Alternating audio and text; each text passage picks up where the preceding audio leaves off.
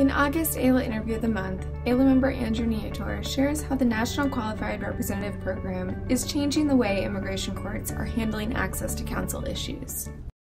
What is the National Qualified Representative Program? Well, the program really started as a result of a class action suit that was filed in 2010 in the Central District of California, and the suit was really meant to provide special protections and safeguards for immigrants with mental and developmental disabilities.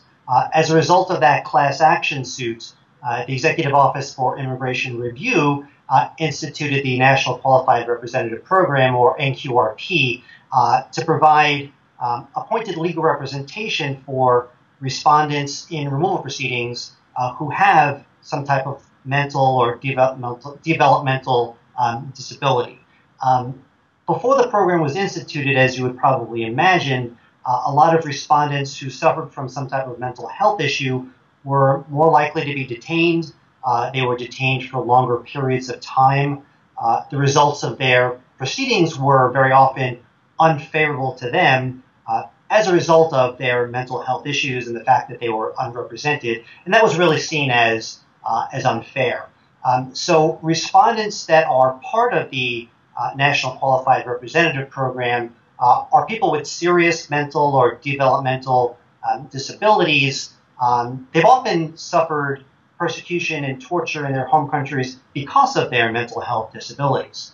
The other thing to keep in mind is that even though that case, that Franco Gonzalez v. Holder case, was from the Central District of California and is a Ninth Circuit case, EOIR has committed to rolling out this program nationally.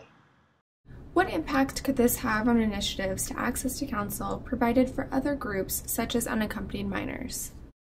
Well, this program is important, first of all, because people with mental health disabilities are a particularly vulnerable group. And studies have shown that those individuals are adversely affected when they're in removal proceedings. It affects their ability to navigate the immigration court system, which, as we know, is very complicated.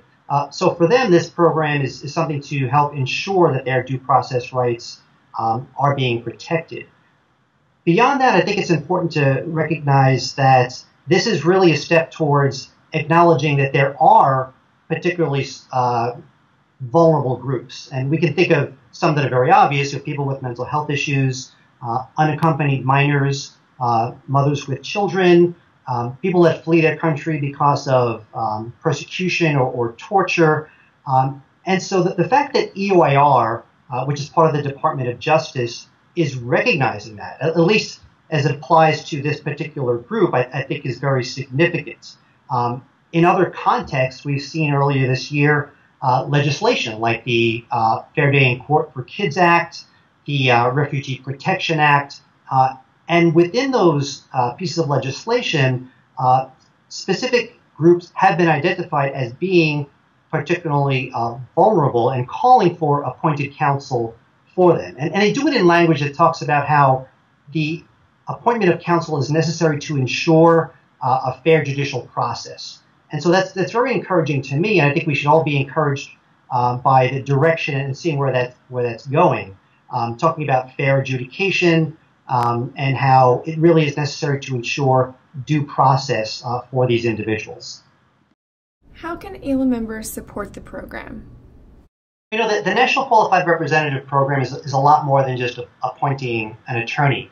Because of the mental health issues, there are a lot of different types of professionals that are involved: doctors, psychologists, social workers, and even other attorneys that have practices beyond immigration. And so we as AILA attorneys often have very diverse practices within and outside of immigration law.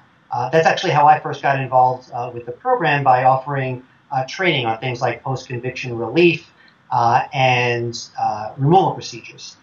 Specifically with clients that we have that have mental health issues, I think it's really important to always remember that the Immigration and Nationality Act, regulations, case law, really call on judges, DHS, and detention facilities to put safeguards in place to ensure that everybody has a fair adjudication. And that can really be anything from how an NTA is served to allowing attorneys to make to question their clients in a leading way because of the mental health issues. So we as AILA members, as attorneys, need to be aware of that, and we need to always be ready to advocate for our clients to make sure that they're treated fairly and that they're treated with dignity. Thank you, Andrew, for joining us.